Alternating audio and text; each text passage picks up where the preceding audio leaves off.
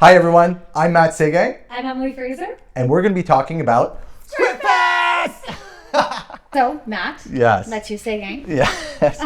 Tell me a little bit about SCRIPTFEST, like how it started as a seed, Yeah. the initial idea. Awesome. Well, SCRIPTFEST really started out of this, just the base that we need to create more of our own stuff, more of our own stories. And also, when I went to the American Film Institute, we were doing short films every weekend. And I saw the power of it. Like, no matter what, practice your craft day in, day out. And every weekend you're doing a short film, you naturally become a better storyteller. Not because but because you do the whole process. And then in the end, we would screen them like 2 weeks after that. And then you'd see the result. There was such like instant feedback that makes you did this shot and you're hoping to get this emotion. And then, you would have some feedback and like, okay, I thought this, and then the result was this, and you're always improving your work. And so I really wanted that aspect of just creating, like, why do we just need to create more often. So SCRIPTFEST was that. I'm like, okay, I'm not a writer. I know how to shoot, all that stuff, but I by no means am an expert storyteller and all that. So I also need good directors, good writers, and good producers to work with. And the best way of doing that is just by inviting everybody to come join, right? And it's, at the end of the day, it's about the idea. Story is king. If we all know that, it's like, well, then we should start with the best story. So we started at a restaurant, Laughing Buddha, and you were involved in the first one. And, we just called up the filmmakers from Dogma 95 International, which is kind of our film community here, a group of filmmakers that are just passionate and sometimes stupid enough to just do their things on their own. And we just started pitching ideas at a restaurant. And, I think it was 5 to 6 sessions, and we just gathered a bunch of stories. And, it's so interesting to hear brand new ideas. It's the funnest thing ever, because this is what this person cares about, what they think and how they like to see things. So it's just so refreshing to hear always new ideas. And so from that, we had, I think, 12 scripts that were pitched, or 12 stories, ideas. And then from that, we greenlit 3 of them to be produced in the summertime. So 1 in July, 1 in August, and then 1 in September. And the voting system back then was everyone that was there voted in. Yeah. How does that differ from the voting system now? Is it the same, or how is it different? Right. So I think it's just really important that people realize that when you're pitching, the idea is that we all make it as a team, because there's no such thing as making a film on your own. You need other experts in their field, and the more experienced they are, the more that you get from them, and you need to be able to collaborate together to make this one vision, right? So it's just really important that we're all involved in this together. So like you said, the first one, we all just voted on which one does it appeal to us. If we're going to give a weekend, which one should we invest our efforts into? And it's the same principle in this one for season 2. Yet now that we've developed it, the fun thing is that only season 1 members get to vote. This, I think it's like, it gives also, you've put in the effort. You showed up at, some of our shoots. So you get to vote. You get a say in, right? And they have some experience. They have some experience, right, yeah. So how the voting works is that at the end of January, so for season 2, we're going to have 6 sessions. And at the end of January, we're going to be voting season 1 members only. Mm-hmm. So bribe those people, like food, also money, everything. Very easily to bribe, but those are the people you have to bribe to vote for your pitch. But essentially, yeah, so I think we'll have 20-ish members from season 1 that will have voting privilege. And those are truly the people that will be voting on making the next one. And so the fun thing is that season 2 members right now, if they work on these films, they'll have season 3 to be able to vote on season 3. Okay, cool. And the voting, the group of voters just gets larger and larger based on who gets involved. That's it, right? And I think that's the fun thing as well. Like, you got skin in the game, right? You care. And so that's why you get a privilege to vote as well. So it's like kind of gamification a little bit as well. Mm-hmm. But the cool thing is also, we want to also allow people to come in halfway through. So we are offering these challenges that we'll be offering throughout these sessions. And that will be a way I'm not going to say that challenges yet because it will vary and this and that. But these challenges, Challenges. Film challenges, yeah, okay. Let's narrow it down. It's film challenges. Okay. And if a group or team wins these film challenges, they'll get voting rights onto season 2. Okay. But again, they have to show something, right? They have to show that they bypassed this season 1 because they've done something. So They put effort in. but also they have to win the competition. Okay. Yeah. So we'll be sending the challenges, and then the film challenge will be screened at the starting of the first session or one of the sessions, and then from there we'll all vote and determine who within that will get new voting rights. Yeah. Okay, challenges aside for a moment, coming back to SCRIPTFEST. Okay. Questions. So do you have to have a script? Does it have to be a finished, like polished idea in order to attend SCRIPTFEST? Right. So the answer is no, you don't.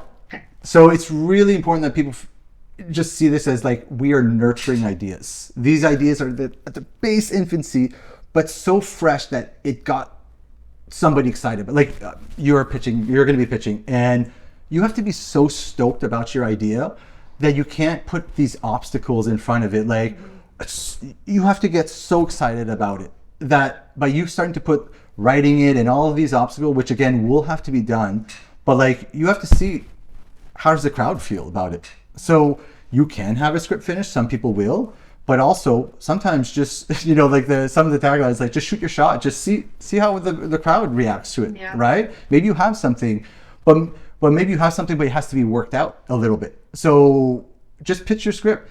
Honestly, the best thing you could do for your idea is write a log line. A log line says it all. It's really the way to pitch. And pitch is an art form as well. Like you have to be able to communicate your idea so clearly to other people that they are also super excited about it. And what is a log line? So a log line is basically a 1 to 2 sentence that really defines your story, but not by only plot. We get very focused on plot that, A equals B is C, and then it's a very linear thing. But really what we want to know is the themes, what you're exploring and how those interact with the characters and the transformation of it. So usually the log line has pieces of the plot, but really shows the overall arching, like the film Wherever the Wind Blows that I was in season 1, my theme is about exploring grief and life beyond death and does the cycle of life, so like even though that's not the plot itself, my log line would be more about like a curious young teenager discovers kind of like life and death through the process of her grieving mother and her child kind of thing. Like I'm not saying synopsis, but not exactly saying that like, oh yeah, and then they revive the body and then he turns into a plant and all like that is secondary. And it's really cool. I'm super excited about it. But to get you hooked in, you have to know what I'm exploring. Right. So someone could just have a short idea, just a log line, show up and pitch the log line. Yeah. Okay. Yeah. And there's some details that they're able to talk about the characters, but like really be able to pitch the story in the simplest way is going to be your best bet. And usually a log line, like in order to get to that simple log line, you had to do a lot of back end work to get to that. So I guess that's kind of what it's an illusion that it looks simple. Also, I'm just throwing it out there, but it's because you did a lot of work to summarize it to that. The idea is there. Yeah, exactly. Yeah. And when I first showed up to SCRIPTFEST, I mean, you were kind enough to invite me. I showed interest in film, but I had nothing. Like I didn't have a script. I didn't have anything. I just knew I wanted to be involved in this world. Yeah. And I think showing up to those meetings when they were the smaller SCRIPTFEST meetings at Laughing Buddha, it was just so. I almost didn't feel worthy showing up. And I just don't want anyone to not feel worthy to show up to SCRIPTFEST, because it does seem like this kind of big, intimidating thing. Okay. Like, I don't have a script. Like, I don't know. Right. And especially now that it's in indie cinema, like you walk into the space and it is like, it's a nice space to be in. It feels like a space for filmmakers to be in. So the way I felt approaching the meetings at Laughing Buddha, I think just, I want people out there to just feel as though like everyone is welcome, and if you just want to be involved in film and even just like behind the scenes, like helping wardrobe, helping, you know, makeup, helping like set design, anything like that. Like, you don't have to have a full finished script. That's all I wanted, was just like, I'm like, can I just follow somebody around? Like, I just wanted to be involved. And now, you know, here I am sitting with you. I'm working on a script, and, you know, it develops quite quickly. And I think if anyone out there has any interest in film in Sudbury, like, just come out, right? Like, Yeah. that's kind of what we're saying. And even more than that is that we have to inspire people. Like you're saying, now you're writing a script, right? It's like we have to empower each other to do it. It's so hard to get motivated to do something when you don't have like-minded people that you could bounce ideas off of. You know, it's so important that by seeing others do things, we want to get doing as well. Absolutely. And that is the kind of the philosophy of ScriptFest. It's like, at the end of the day, whether we produce your film or not, or anything, is that you're able to come out and see others do their stuff, and hopefully it inspires you to also do it.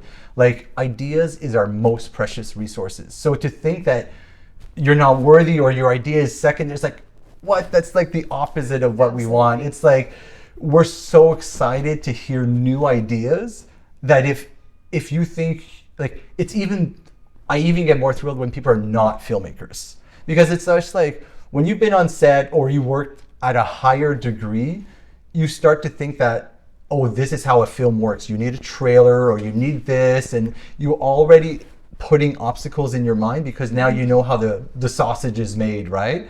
And so you're not thinking from a beginner's mind. And having a beginner's mind in filmmaking is so amazing, right? It's just like, you think that everything's possible, and you could just want to tell a cool story. And I think that's the most exciting thing. So anybody that's creative, like, imagine a sculptor, painter that tells their story. It's going to come from that world, because we're all storytellers in the end, right? We're all just, and film is now the kind of way that brings everything in. But a story is just life experience. It's just build up accrued things that you've noticed and you've observed, and now you could tell a story from it. And usually there's a lesson or a theme to be learned, right? Or there's a feeling that you want to get out. And like, everybody feels. And also, like, we all watch TV. To think that we're not filmmakers, it's like, you probably have hundreds of hours since now that you've watched TV, right?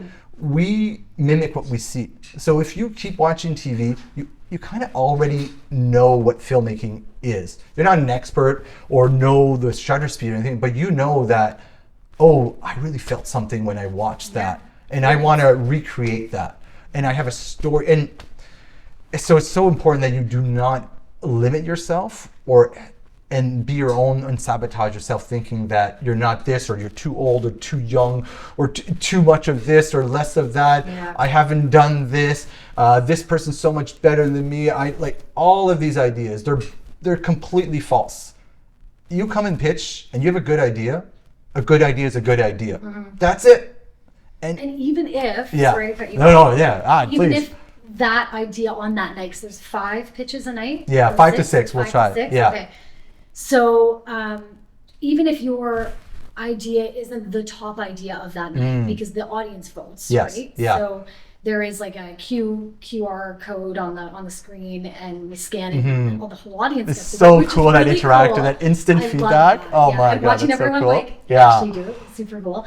And so even if yours isn't the top that night, because I was thinking, watching the screen, and the polls kind of change, and I'm looking at the person at the bottom, and I'm like, oh, I feel kind of bad for that person's idea. And like, that might even discourage someone to pitch the next time, right? Like, I don't want to be on the bottom, but that's not the bottom idea. It doesn't mean it's a bad idea, because the next night, that will go into the pool of all the ideas, right, at the end, that we then will vote on. Yeah. So I wanted to share that too, because I think not only is it important to highlight that, but also to mention that the bottom ranking, and I'm not going to call it last because it's not. It's just a ranking order, also informs you that maybe it's not your story that's the issue, is the way you pitch your story. Because after that, there's a 10-minute feedback session. Once you've pitched, you have 5 minutes to pitch your story. And if you notice that people are asking questions that are not relevant, or you thought you've clarified, and they're like asking about, like, well, what's this stylistic thing that you're trying to do with this effect, and people are not getting it, then maybe you as a pitch should also like, oh, okay, I really need to clarify this, or I went too deep in this and they didn't get what really I was trying to say. So I think it's no matter what, we are trying to make a safe space, because it's so hard to share an idea that you're vulnerable with, that you might have not spent too much time on, because again, you don't need a script, right? So it's just like, you're excited about the idea, you want to share with others, but also it's super, super scary. It is a vulnerable thing. It's so vulnerable, right? People are now receiving your idea and judging it to a certain thing and having their own visuals to it. And, so it's very scary. But I just want to reassure people that they are in a safe space, that they are amongst artists that are also pitching. And it's also important to highlight that when we're giving feedback, that it's like, we're trying to give feedback more about what we've heard and question the story, and try not to get too lost in the weeds of logistics. I wanted to touch on that a little bit. So when the audience is asking questions, you kind of preface by saying, in that 10-minute question period, it is a question period, right? It's not like you should change this. It's just kind of giving them not even guidance. It's just, like you said, poking holes in the plot. It's not an aggressive, like, we're trying to find the holes, but just asking questions to make them, really plan it out in their mind, right? There was some great questions the last round. It was, it made me kind of go back to my script and go, okay, I need to consider, what if they ask me this? What if they ask me this? So, and registering people in, I wanted to mention this to you. It was cool because they were, like, as people were coming in, I was behind the computer, like, getting, everyone needs to register, right? Very important. So, very important. So they tell me their name and email to get into the chain, and then their role in film. And it was funny, like, the first SCRIPTFEST, like, I didn't even, when I was introducing myself around the table, we all had to go around and say our role. So this is a more formal way of doing that. And I never knew what to say, right? And I got a bit of that when people were coming in. Like, I don't know. Like, well, do you have an idea? Then you're probably a writer. Nice. And it was just like, oh, wow. Like, the reaction we would get. And there were a few that, like, I'm just here to check this out. Right? So it's like, okay, just interested in film. Like, you don't need a title. But the ones who had an idea, there was a lot of nervousness. There was a lot of, well, I don't know, I might pitch it today. It's like, okay, I'll put you down for maybe or yes or whatever. But we got a lot of that people were kind of just wanted to see how it worked. And then, maybe they did go back to their ideas and kind of like, shape them a little bit more. But I just wanted to say, like, if you are showing up and a little bit nervous, you're not alone. We're all kind of, it's a vulnerable thing for anyone. Absolutely. To share. To share a script. And also, I'd just like to add that, I had issues when I was up and coming cinematographer. When you call yourself a cinematographer, what makes you, I'm like, I do video, and I was like hesitant to say cinematographer because I know what a cinematographer does the lighting, does this. It's like, I'm not that yet, and like there was a time when then I crossed over, like, I'm a cinematographer. And it's like you understand it now, and it's like will come with time when you feel confident in owning that title, because it's like, it's self kind of own that title, like if you're a cinematographer and you call yourself a cinematographer, then you better act like a cinematographer, right? Like, and think like a cinematographer. There's no business with your name. So it's like, it's just like life experience. But also with that said is that, like, dream big. How do you see yourself? If you have a story, and do you imagine yourself directing it? Can you imagine yourself doing it? Also it starts by your own mindset, right? If I ask you, are you a writer? Well, no, but also own it. Yes, I am a writer. Yes, I am. And so it's like once you cross that over, it's like then you start to think more like that as well, because you own it, right? You're telling yourself that you are a director, and so you'll act like a director. Since the first SCRIPTFEST meeting, to now, I will say, people will ask, like, what do you do? Right? And I'll say day job, and I add to that list now, and I work in film. Amazing. And it is so powerful to be able to say that, you know, from the very first SCRIPTFEST meeting to now working on films. It's like, yeah, I work in film. Right? You know, it's so cool. But it's empowering. Feeling. Yeah, it's empowering. So it's just like, I would say to anybody that's like hesitant and all that stuff, it's like, we're all storytellers, and filmmaker or any of those titles is a mindset more than anything else, right? You know, if I'm looking to hire a director, I don't want somebody that's wishy-washy, that's like, well, I direct sometimes, but True. No, you're a director.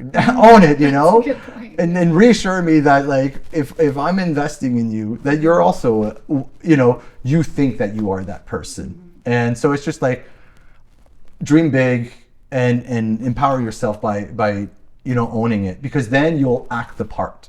You will naturally act the part. If you call yourself a director, you're going to care about your story. You're going to do all the director stuff. You don't have to know it all. You're a director. You know what you want, and you'll figure it out. Like, it's just like such a filmmaker attitude, right? There's nothing, the show must go on, and like, there's just natural kind of jobs that everybody has to do on set. Yeah, I remember, again, coming back to the first SCRIPTFEST, this is making me reminisce. And I was asking you guys, like, I want to do this. I want to get involved. Yeah. What do I take in school? Like, where should I go? Like, tell me what program, what will guarantee me kind of a foot in to this world? And I think it was you that was like, don't go to school. Just do the person that went to the film school that don't go to school. But yeah, I mean, it meant even more coming from you. Yeah. And well, you have the expertise, so you're just guiding all of us now. But you saying, you know, don't bother, just do it. Yeah. Just get out there and do it. And this allows that opportunity. Yeah. Oh my God. It's so what SCRIPTFEST is, the philosophy, the ethos of what SCRIPTFEST is for me, and I hope what everybody gets out of it. It's really just doing it. Like, we literally have all the tools at our disposal. Like, we could make stuff happen. It's our imagination that is the trigger to everything, you know. And like, this is what I want for people to see. It's just like, I'm so stoked. There's so many ideas to do, and I need everyone to be a part of it. Yet also, it's just like, there's the room there. And on top of that, get this, we have amazing sponsorships that make our stuff look like Hollywood.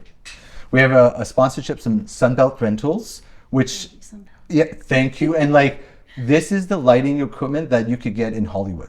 There's only 5 spots in all of Canada that you could get this equipment readily available, and Sudbury is one of them. That's unbelievable. How fortunate are we that at any point we could just call them up saying, we need this big light, this 18K, or all the way down to an in-key, and the baby C-stand with a junior plate, and like all of these things that are very, very specialized to the film industry. We have access in our backyard. And not only that, they love to support filmmakers, and they're donating their gear when we have our films. It's like, wow, now it's literally all up to us. And then we have a sponsorship from Ontario Camera and Canada Film Equipment for camera. Like, on the Film Museum, Darby Kay's film, we had this big Ingenue 24-290 lens. I remember that. This is the bazooka, but this is the cinema lens that like the biggest shoots use, and we have access and playing around with that, and like, our footage looks amazing, you know. Will we get to see any footage at the next SCRIPTFEST? Yeah, I'm hoping to show more of it. There's always a little intro that we're going to show a bit more of our work and the fruits of our labor as we go along. So we're always kind of getting people excited about it, and it's just like, we have such amazing stuff from season 1, and I'm like even that much more stoked about season 2, because think about it, we're going to have 6 sessions where from there we're getting the best pitches. And already one session we had amazing pitches. They were all good. They were so good. They were so good. Very different. They're all very different. So it's okay. Yeah. And they're all very passionate about it. And then now we're going to have 5 other sessions. And from there, we as a group pick the ones that we love the most to work on.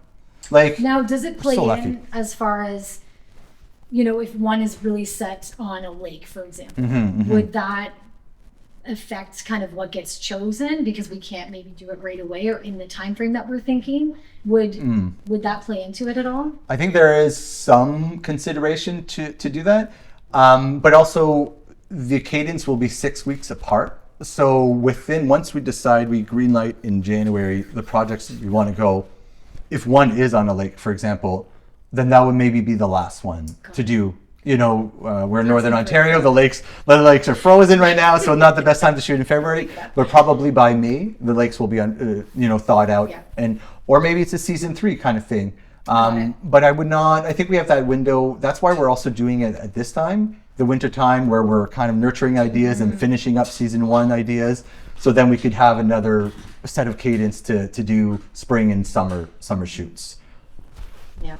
For mingling, because it kind of just feels like a natural film social. Yeah. Like the things Clayton would organize. Right. It feels like that happens so naturally after. Yeah. Like I'm like, why did I only get a sitter until it ended? Because I'm like, I want to stay. Yeah, I know. You want to stay longer. So is there somewhere, like, is nowhere going to be the spot that we all kind of migrate to after or something? That like we can that's a keep good the idea. conversation? This is like not even this question. More I think it's a compound thing. One is having more breaks in between. So if there's 6 pitches, there'll be mingling time, 10 minutes, 10 minutes, 10 minutes in between those. So we could just talk to people. There'll be a bit more mingling time at the starting. Okay. But I haven't considered, maybe we should talk to Nowhere about letting them know that. I don't think they would have opposed to having the flow of people. It's not never going to be the whole.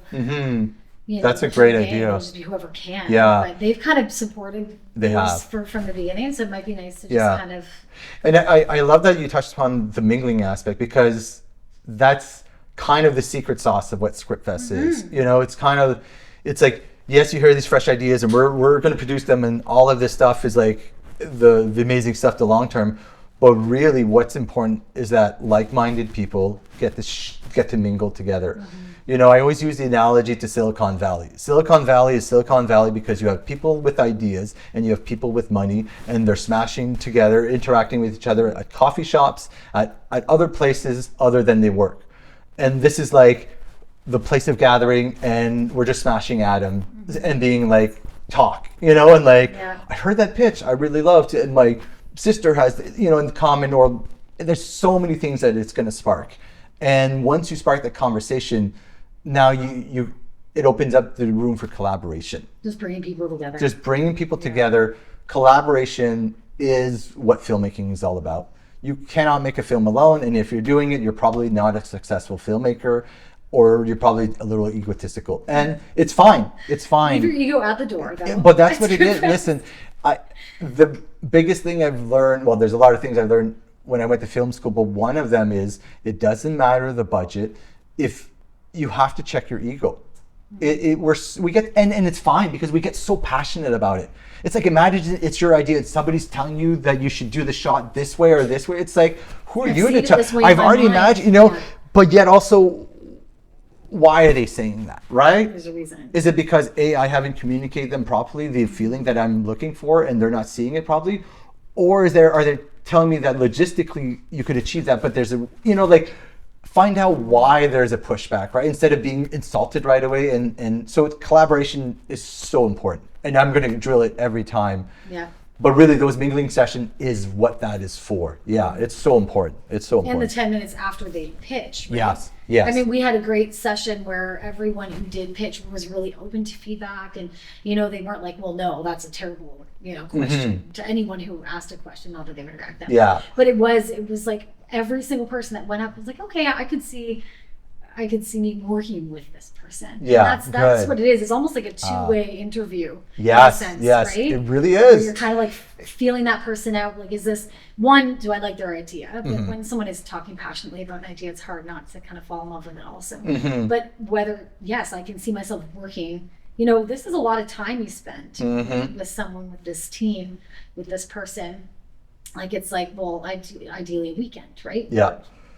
Film the whole thing in a weekend. Very intense weekend. An intense weekend. Intense weekend, like, yeah. A full-on weekend. Yeah. So, yeah, you're kind of sussing out whether you would want to spend a whole weekend with that person. Not only, but also, can they get the work done? If you're the director or the writer, there's still homework for you to do, right? Every week, it's 6 weeks to lead up to it. There's going to be a series of tasks that, as the director, as the project lead, you're going to have to do. You're going to have enormous help, but if you don't steer the ship, that's it. why should we do your idea if you're not even doing the effort? And that's kind of like, there's a lot of filtering mechanism naturally into what we're doing, and it always comes by the more that you put in is the more that we're going to put in. And that's where kind of like we kind of suss out people. And if you don't know what that work is yet, that's okay. That's okay. It's kind of the only thing that will not work, it will work against you, is being uncollaborative and being lazy. You're just, that's it. There's no laziness in filmmaking. It doesn't matter. Like, oh my God. Life lesson. That is the life lesson. Like, anytime, like, I've worked on big fields, and guess what? I still had to move sandbags. Like, I still have to do all of this stuff. Like, never consider yourself. You always have to be humble. And like, I only have this lighting set up because, people plugged in that light. Like, it's never one thing. It's a team. It's a team. Yeah. Okay, so SCRIPTFEST. Yeah. TM. Season 2. Season 2. Yeah. Where is it? Okay. So we're so privileged to have the Sudbury Indie Cinema to host our events. So thank you, Indie Cinema. Thank you. It is such an amazing space. Like, it's awesome. Imagine that ideas are seated at a filmmaker's space with a giant screen, where probably in a few months you'll be screening this idea directly. It's so trippy. It blows my mind. So thank you, Indie Cinema. Our first one was November 6th, has already passed. The next one is November 20th. November 20th. Yeah. Okay. At 6 p.m. at the Indie Cinema. And then there will be 2 in December and then 2 in January. Okay. So that makes up for a total of 6 sessions. And it's advantageous to be there every session. Just to know the idea, to get in the energy, but also, if you're pitching an idea and you wanted to get it produced, well, again, the more you put in, the more you get out, right? If you're like, pitch my idea, done, never have to come back here again. And when they pick me, I'll be making the film. It's like, well, we also need to get to know you. Yeah.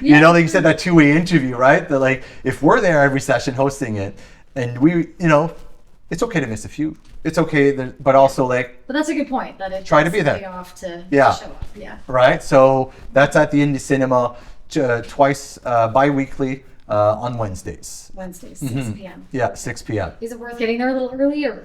It's definitely worth getting there. Probably 30 minutes earlier. There'll be more mingling time. That's the prime reason for it as well. Also, I want to add, it's free.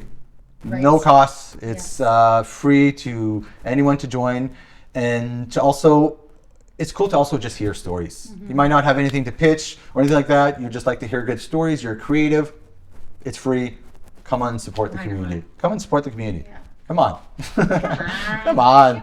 But I do want to add with that said, it's like, I was mentioning Indie Cinema, but also in season 1, we had so many help from other businesses that just stepped up and wanted to help out. And I think that's why I keep getting excited about this. It's that every time that I think it might be a little hard or there's a challenge, I don't know if it'll be, people step up and offer these amazing locations, even funding for some of them. The last film, 20 Crickets, we had the Ukrainian Senior Center just step up and donate money to us, and then they made this pierogi dinner for us. It's just like, amazing. Just so grateful to host us and just supportive of what we're doing in our project. So, so many businesses stepped up, and I'm excited as well for season 2, another business that we'll be interacting with. It's like, we're here for good. We're not making a film and then thank you.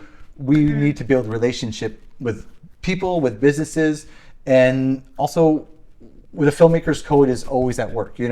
Leave your place better than you found it. Be extremely respectful. Everything we get is we're so privileged to get because people just give them out of their good graciousness, right? And we need to show appreciation for it. And we're so appreciative. And also, it makes our work look better. So I just want to say thank you to the community. It would be impossible. Well, I think would be impossible. A good point. Is SCRIPTFEST, I was getting asked, I know I wasn't the only one getting asked, who is doing SCRIPTFEST? Right. Who is the one, doing this? And I want to just yell and let you say, but it really is a community event. Yeah. Because it's not just this community of season 1. It's bigger than that. Yeah. It's the whole city. It's the community of and I want to say film workers, but anyone interested in film, like That's right. someone who is giving up their home space or their workspace, say, yeah, shoot a film here. Like they see the passion. They're also helping out with the big picture. So I think it is to put emphasis on, it is a community event. It's a community event. I'm going to drop some names because there was huge help. SCRIPTFEST, the logo was and its logo and the posters were all done by Anastasia and Marina, who came up from Toronto to work on 20 Crickets, our last season 1 film, and they fell in love with Sudbury and the idea of SCRIPTFEST, and they're from Toronto. Like, if anything, they have way more access to like fun film stuff and community stuff, yet they see what we're doing and they just want to help out. So, and I heard that they want to move here. They were looking to move it. Yes, they're like so there's cool. What's in the water here? Like, you guys have something going, and it's just so exciting to hear that from an outside perspective. But also they donated their time in making this beautiful logo and the artwork that Anastasia has done. It's so great, but just like makes it look so professional. Like, it's a brand now. It's like, it's so much bigger than just my single idea, vision for this. It's like now a shared vision. So huge shout out to Anastasia, Marina. Amazing work. You for helping out. You did a promo for us. Very nice. Thank you for sharing the word. We got Ja and Jacob, who's done, I call them the face of SCRIPTFEST, because now they're on the promos, the marketing of it, which they've done amazing work, and also season 1 members throughout the whole thing. So awesome. We have Matt Poitras, who has been there from the start and just always giving feedback and also mentoring. He's went through the whole steps of doing short films with no equipment, and has done now his feature film, which is amazing. I can't wait to see the final thing. Yeah, so excited. But he's now mentoring people and just stepping up for whatever is there. We have Pierre Laframboise, who's also the OG musician, storyteller, just all around, just helpful person that is always lending. He's an artist. That's it, and just so helpful to have his help in anything we do and his motivation. We have Clayton as well, who's on the city side and a huge ally of what we're doing, but also is a filmmaker.